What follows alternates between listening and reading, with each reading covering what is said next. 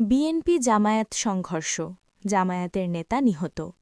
শেরপুর ৩ আসনে প্রার্থীদের নিয়ে নির্বাচনী ইশতেহার পাঠ অনুষ্ঠানে সামনের সারিতে চেয়ার বসাকে কেন্দ্র করে বিএনপি ও জামায়াতের কর্মী সমর্থকদের মধ্যে সংঘর্ষ হয়। গতকাল দুপুরে ঝিনাইগাতী উপজেলা মিনি স্টেডিয়ামে। ছবি ভিডিও থেকে নেওয়া। শেরপুর ৩ আসনে বিএনপি জামায়াতের নেতাকর্মীদের মধ্যে সংঘর্ষ হয়েছে।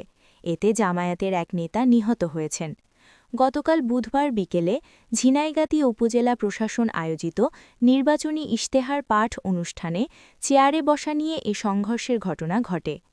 নিহত মাওলানা রেজাউল করিম শ্রীবর্দী উপজেলা জামায়াতের সেক্রেটারি।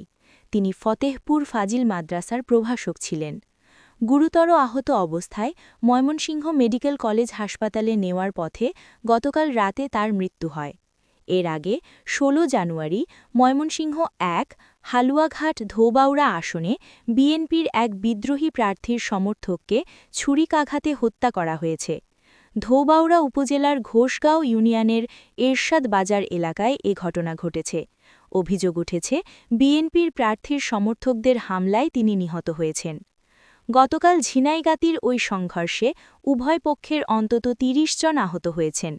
এ নিয়ে ২২ জানুয়ারি ত্রয়োদশ জাতীয় সংসদ নির্বাচনের প্রচার শুরুর পর থেকে অন্তত ৩০টি আসনে নির্বাচনী সংঘর্ষ, মারধর ও ভাঙচুরের খবর পাওয়া গেছে। স্থানীয় সূত্র ও প্রশাসন জানায়, ঝিনাইগাতী উপজেলা প্রশাসনের উদ্যোগে উপজেলা মিনি স্টেডিয়ামে শেরপুর ৩ আসনের প্রতিদ্বন্দ্বী প্রার্থীদের নিয়ে নির্বাচনী ইশতেহার পাঠ অনুষ্ঠানের আয়োজন করা হয়। সকাল থেকেই বিভিন্ন দলের প্রার্থী ও সমর্থকেরা অনুষ্ঠানস্থলে জড়ো হতে থাকেন। অনুষ্ঠানের সভাপতি উপজেলা নির্বাহী কর্মকর্তা ও সহকারী রিটার্নিং কর্মকর্তা আশরাফুল আলম রাসেল এবং প্রার্থীরা মঞ্চে আসার পর সামনের সারিতে বসাকে কেন্দ্র করে বিএনপি ও জামায়াতের কর্মী সমর্থকদের মধ্যে বাগবিতণ্ডা শুরু হয়। এক পর্যায়ে বেলা ৩:৩০টার দিকে উভয় পক্ষ সংঘর্ষে জড়িয়ে পড়ে। প্রত্যক্ষদর্শীরা জানান, প্রায় ৪০ মিনিটব্যাপী সংঘর্ষ চলাকালীন সভামঞ্চের সামনে থাকা কয়েকশো চেয়ার ভাঙচুর করা হয়। এছাড়া ৫টি মোটরসাইকেল ভাঙচুর ও একটিতে অগ্নিসংযোগ করা হয়। সংঘর্ষে উভয় পক্ষের অন্তত ৩০ জন আহত হন। সংঘর্ষের খবর পেয়ে পুলিশ ও সেনাবাহিনীর সদস্যরা ঘটনাস্থলে গিয়ে পরিস্থিতি নিয়ন্ত্রণে আনেন।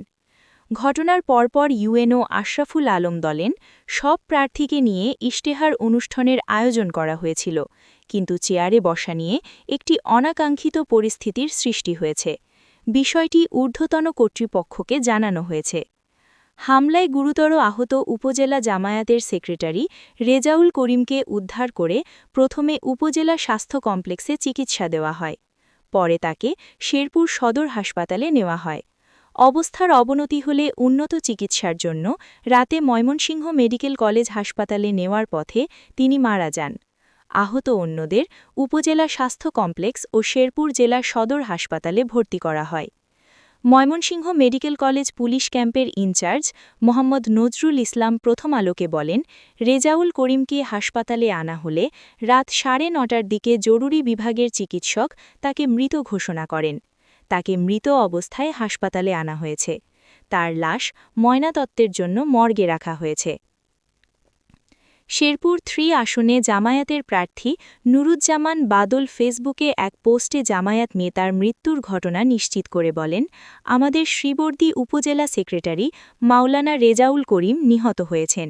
এই হামলায় আমাদের ৫০ জনেরও বেশি নেতাকর্মী আহত হয়েছেন। তাদের মধ্যে ৩ জনের অবস্থা আশঙ্কাজনক।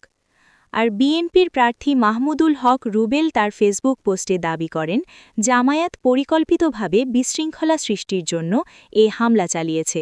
এতে বিএনপির অনেক নেতাকর্মী আহত হয়েছেন।